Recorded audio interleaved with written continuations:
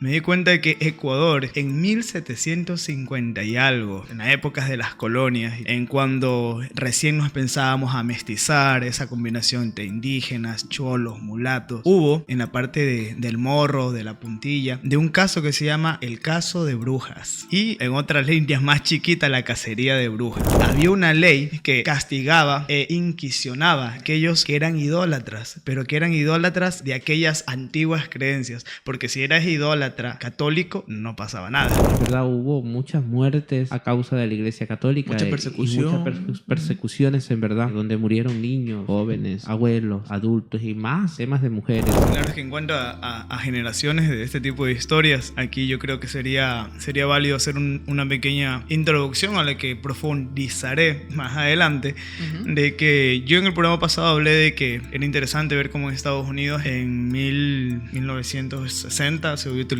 la excusa o la defensa de una persona que estaba poseída por haber cometido un delito. Pero hoy, indagando, leyendo, me di cuenta de que Ecuador, siendo nosotros nuestro gran país, nuestro bello país, en 1750 y algo, 50 y tantos, en las épocas de las colonias y todo ello, en cuando recién nos pensábamos a mestizar, esa combinación entre indígenas, cholos, mulatos, hubo y hay un registro en la parte del morro, de la puntilla, de un caso que se llama el caso de brujas, y en otras líneas más chiquitas, la cacería de brujas, que se dio precisamente porque el Ecuador, al ser un país, nosotros prácticamente en nuestra historia hemos sido un país de tránsito. Lo que somos un país de tránsito nos hace entreverarnos y adoptar un montón de creencias, ideologías, y más aún en una época en la que se estaba aboliendo las creencias que tenían las personas autóctonas de estas tierras. Interviene, pues como siempre, nuestra queridísima iglesia, nuestra muy tolerante y pacífica Iglesia Católica. Cuidado y no te manden a matar.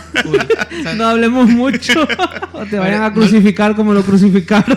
Y que en mi familia por molestarme me dicen Jesús, pero... A ver, no lo digo yo, lo dice la historia. Exacto. Y bueno, más adelante terminaré la historia, pero darnos cuenta de que nuestra carga energética no solo es por cómo estamos ubicados y dónde estamos ubicados, sino porque al ser un país de tránsito, a lo largo de nuestra historia de existencia y de que se ha habitado aquí, hemos adoptado muchísimas cosas. Por eso la diversidad de nuestro país, a pesar de ser tan pequeño, bueno, nos dejaron al país pequeño. No era tan pequeño. No, era grande. Pues imagínate. Exacto. Que teníamos extensiones y extensiones. Pero creo que fue la mala cabeza también. Malos líderes políticos Sí. también ceder ante ciertas cosas, pero bueno, Pero, en fin. Esas conversaciones dejémoslas para el tema político. Para qué pasó ayer, esos hablan de política. El punto que había hablado hace un momento es como el Ecuador y la brujería en el Ecuador. Yo, en lo personal, yo ignoraba completamente de que haya como tal libros y estudios verídicos, ¿no? Son de sociólogos, son de personas que han investigado el impacto de la colonia sobre las poblaciones en esta parte del mundo. Y este impacto, cómo ha mermado, cómo ha evolucionado las creencias de cada uno de ellos. Entonces, se escucha muchísimo de la sierra. Y si tú caminas por la sierra, en cualquier pueblo pequeño, hay muchas casas antiguas que tienen sobre su techo cruces o tienen ciertas formas, cruces con círculos o esto, que han sido heredadas en esas casas. Porque allí la fe, la superstición es altísima. Entonces, como ya he dicho en un inicio, producto de muchos factores. Pero ¿qué pasa en la costa? De la costa, lamentablemente, se cree que hay poca cultura o poco desarrollo, porque a veces incluso se dice que el mono, como nos dicen a nosotros, somos quedados, nos gusta hacer esto, nos gusta hacer lo otro. Pero en realidad es porque el impacto de la colonia en nosotros fue mucho más fuerte, fue mucho más rápido, se desarrolló mucho más rápido. Y no tuvimos tiempo para anclarnos demasiado a la fe, a la superstición. Si bien es cierto, somos muy religiosos, pero no como la gente de la parte alta, como ya había dicho antes. Pero sobre esto hay un estudio en el que de 1750 hasta 1790 hay documentos incluso que están dentro de...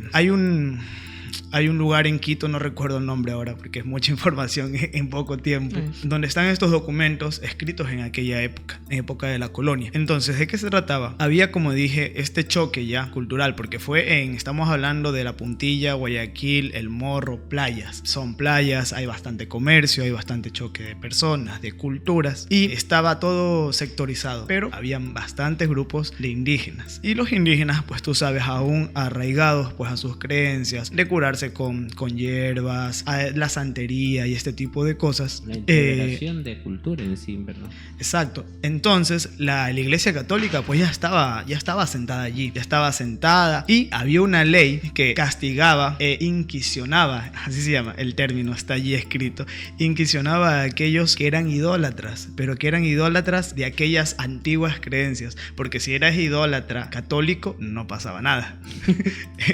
¿Cómo era, no? La manipulación. Imagínate lo fuerte que es. Entonces hay un caso en el que un cura llegó al Morro, y en el Morro había justo una población de indígenas demasiado alta. Había muchas otras etnias, pero la indígena era más alta. Y entonces ellos estaban como que arrumados. Ustedes en playas, en el Morro, Manabí, ustedes ven que a pesar de que hay playa, las zonas geográficas hay montañas. Y bueno, ellos estaban en estas partes, estaban habitando estas partes. Pero como ellos se aferraban a sus creencias, hubo un cura que iba hasta allá y los obligaba a que tienes que ser católico, y empezó a perseguirlos, como toda una cacería de brujas, hasta que cogieron a un tipo, y este tipo se lo había acusado de que él era santero y de que estaba ayudando a una mujer que supuestamente estaba con un tipo de maldición encima. Entonces este testimonio hizo que lo tomen preso. Una vez que lo toman preso a él, le preguntan y él dice: no, en efecto, yo soy curandero, la ayudé a tal persona, y se los tenía catalogados a todos ellos como que tenían un pacto con el diablo. Ellos eran curanderos porque el diablo les daba ese poder, y para tratar de erradicar a todos ellos empezaron a traer más testigos de que qué persona había hablado con el que tenían ahora preso, y todos decían: ah, sí, habla con tal persona. Cogieron a 36 personas, entre hombres, mujeres, adolescentes, 36 personas encarceladas en una cárcel, según los documentos, que era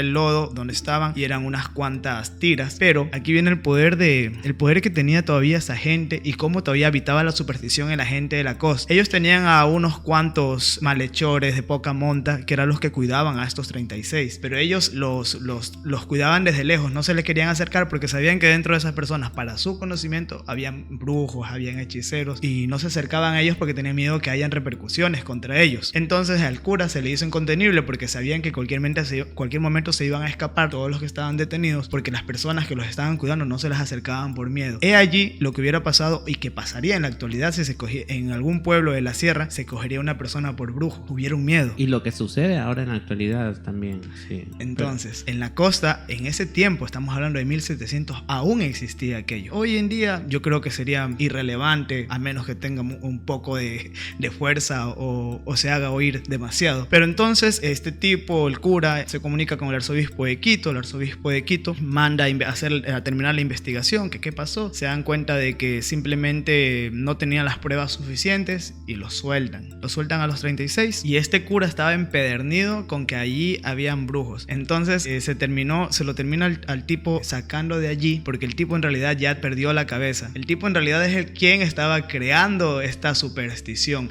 Él había contagiado a toditos con esta superstición alrededor de estas personas, y él terminó perdiendo la cabeza y fue sacado de allí. Y allí, por decirlo en resumen, terminaría la cacería de brujas en el Morro, y fue uno de los últimos datos que quedan de cómo era aún la cultura en la costa cuando todavía habían indígenas de la costa. Bueno, ellos no serían indígenas. Nuestras culturas de la costa tienen otro nombre. Tienen otro nombre, pero en este preciso momento se me escapa. Indígenas se le conoce. Porque en el documento que yo leí se les dice indios. Ellos lo mencionan como indios. O sea, las personas que hizo esta investigación les dicen indios. Pero bueno. Puede ser, ¿no? Cholos, indios, montubios, también se les dice. La cuestión es que, a ver, dependiendo de la zona, hay que separar un poco también la historia aquí. Es muy cierto lo que tú nos cuentas, y en verdad hubo muchas muertes a causa de la Iglesia Católica, mucha persecución, muchas persecuciones, en verdad, donde murieron niños, jóvenes, abuelos, adultos y más temas de mujeres. Y de alguna manera la religión católica está bien sembrada